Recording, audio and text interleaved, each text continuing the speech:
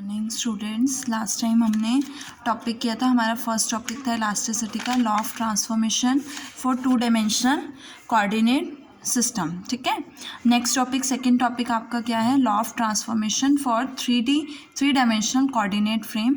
इसमें आपके पास 3 एक्सिस होंगी, 3 डायमेंशनल कोऑर्डिनेट सिस्टम होगा। तो उसके लिए हमने एक rectangular cartesian coordinate system OX1, OX2, OX3 where OX1, OX2, OX3 इसकी 3 एक्सिस होंगी इस कोऑर्डिनेट सिस्टम की, जैसे ये फिगर में शो है X1, X2 and X3। Let it be rotated about an origin O by some angle theta. तो आपने क्या करना है, इसके एक्सिस को, सपोज आपने इसके एक्सिस को क्या किया है, थ्रू सम एंगल थीटा से इसके एक्सिस को क्या किया है, रोटेट किया है। तो जैसे आपने X1 एक्सिस को रोटेट किया तो X1 एक्सिस जो है रिप्लेस हो गई, क्या हो गई, X1 डैश एक्सिस हो गई। X2 एक्सिस को थीटा एंगल से रोटेट किया तो X2 डैश हो गई, X3 को रोटेट किया तो X3 डैश हो गई। तो जो आपका न्यू कोऑर्डिनेट सिस्टम होगा वो क्या होगा, OX1 dash, OX2 dash, OX3 dash, और आप लिख सकते हो इसे OXI dash. Okay, now where EI आपके पास क्या है कि आपके पास जो कोऑर्डिनेट सिस्टम है, इनकी जो 3 एक्सिस हैं, इसमें कुछ ना कुछ यूनिट वेक्टर होंगे। तो OXI के लॉन्ग EI यूनिट वेक्टर है, मीन्स कि सपोज X1 के लॉन्ग यूनिट वेक्टर E1 होगा, X2 के लॉन्ग E2 होगा, X3 के लॉन्ग E3 होगा। सिमिलरली EI डैश जो है वो क्या है, unit vector along OXI dash, means E1 dash is a unit vector along OX1 dash axis and E2 dash along X2 dash axis and E3 dash along X3 dash axis.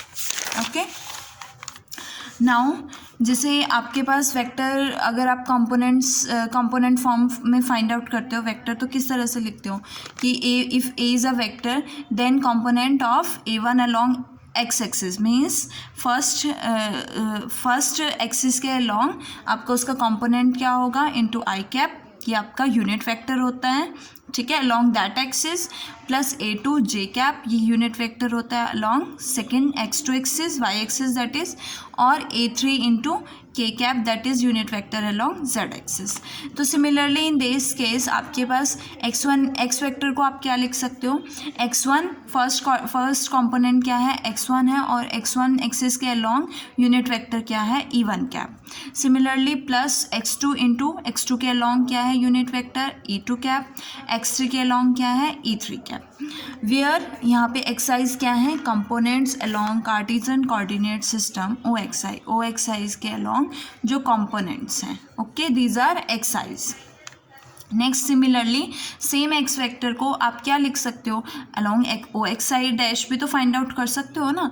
तो उसको क्या लिखोगे, अगर अलॉन्ग OXI डैश आपके पास components क्या हैं, X1 dash, X2 dash, X3 dash, तो आपके पास क्या आएगा, X1 डैश किसके अलॉन्ग यूनिट वेक्टर क्या है, E1 डैश, X2 डैश के along E2 dash, X3 dash के अलॉन्ग E3 डैश। ये आपके पास एक्स वेक्टर हो गया अलॉन्ग OXI डैश, और ये एक्स वेक्टर हो गया अलॉन्ग OXI। ओके, नाउ अब हमारे पास आता है, आपको पता है कि कोई भी 2 यूनिट वेक्टर्स होते हैं अगर वो सिमिलर है, so for example I cap into I cap क्या होता है, 1, and I cap dot J cap क्या होता है, 0, है ना।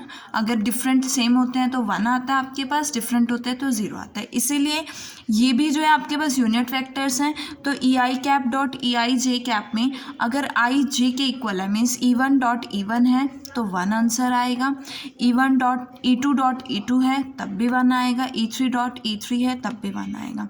बट इन दैट केस अगर I J के इक्वल नहीं है तो इन दैट केस आपके पास आंसर क्या आता है, 0। इस वैल्यू को हम क्या लेते हैं, डेल IJ, और ये डेल IJ को हम बोलते हैं क्रोनेकर डेल्टा। तो डेल IJ ये यूज़ होगी, ये टर्म यूज़ होगी डेल IJ, और del IJ is equals to 0 when I is not equals to J and 1 when I is equals to J। और यही कंडीशन आपके पास डैश के लिए सेटिस्फाई होनी चाहिए। तो डैश के लिए सेटिस्फाई होगी तो 0 होगा I is not equals to J and 1 होगा I is equals to J, this is equals to del IJ। Okay, अब हम डिफाइन करते हैं, हमने डिफाइन किया है LIJ L I J is equals to क्या है, cos X I dash, means जो एल आई जे है वो क्या है, कोसाइन एंगल है एक्स आई डैश और एक्स जे के बीच में, which is equals to E I dash dot E J cap. Okay, इसकी वैल्यूज़ अब हम फाइंड आउट करेंगे। उसके लिए हम टेबल फॉर डायरेक्शन कोसाइंस हम ड्रॉ करते हैं। उसके लिए हमने एक तरफ एक्स आई डैश वाली एक्सिस लेनी है, एक तरफ एक्स आई वाली। तो हमें क्या फाइंड आउट करना है, L I J find out करने के लिए कॉस ऑफ x1 डैश और x1 के बीच का एंगल, सिमिलरली x1 डैश और x2। जब आप x1 डैश और x1 between angle find out करोगे तो क्या आएगा, कोसाइन एंगल फाइंड आउट करोगे तो L11 आएगा। And between x1 dash and x2 we get L12, x1 dash and x3 L13, similarly x2 dash x1 L21 and up to so on. Okay, now multiply equation 1.11। अब 1.11 equation कौन सी है आपकी, ये जो आपने कंसिडर की थी, x vector is equals to x1 E1 cap plus x2 E2 cap plus x3 E3 cap. Okay, इस इक्वेशन में देखो आपने किससे मल्टीप्लाई करना है, ई आई कैप से मल्टीप्लाई करना है, ई आई कैप डैश से मल्टीप्लाई करना है। तो क्या आएगा, x E I cap dash is equals to x1 E1 I cap dash, x2 E2 E I cap dash, x3 E3 E I cap dash. Similarly यहाँ से इसको लिखा है x1, similarly for x vector को जब आपने dash form में लिखा था, सिमिलरली इसको मल्टीप्लाई करेंगे ई आई कैप डैश